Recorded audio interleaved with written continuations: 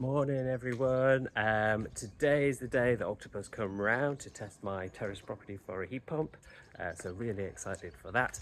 I've had them around before and had a quote, but in the end we couldn't go through that because they weren't covering 12 kilowatt heat loss properties, and they thought I had an 11.8 kilowatt heat loss.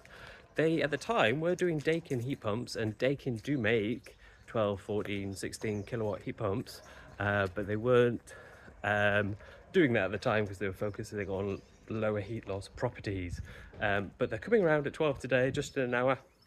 Just going to pop out for some coffee beans, and then I'll let you know how it goes, and we'll put a video out soon about the comparison between the Octopus quote and what I could potentially get from Geek, and we can even test if I can get a cheaper quote from HeatGeek than last time 2 years ago. Okay, so yeah, tune in later on the channel, look out for this. My most watched video actually was my Octopus versus HeatGeek round one, and so we're going to do a Harry Hill themed TV burp episode of Octopus versus HeatGeek, where Adam Chapman goes fist to fist and nut to nut with Greg Jackson from Octopus. So let's see if my animation skills are up to the job later.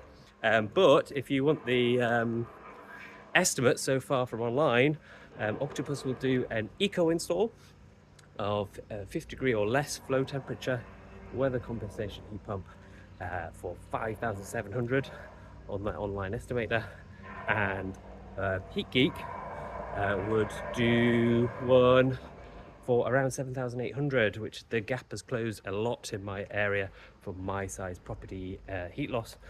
So we'll see if this is a goer. Thanks for tuning in, guys. I will see you in the next one. Comments below for any advice if you've got a heat pump from either of the firms or anyone else and enjoyed it, or had any intricacies you want to let me know about. But yeah, I've been researching a lot for years. I almost got a free heat pump back just in the post-COVID period when the council were doing something with Eon.